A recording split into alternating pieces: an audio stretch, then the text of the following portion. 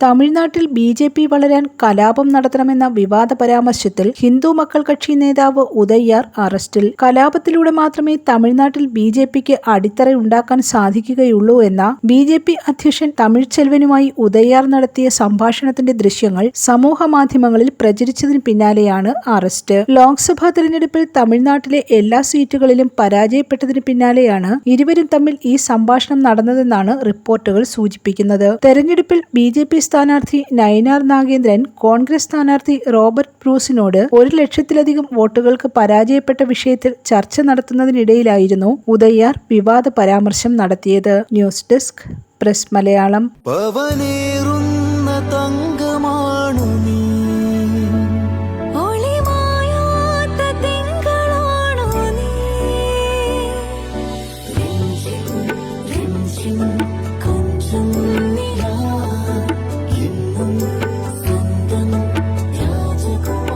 Be a Rajakumari.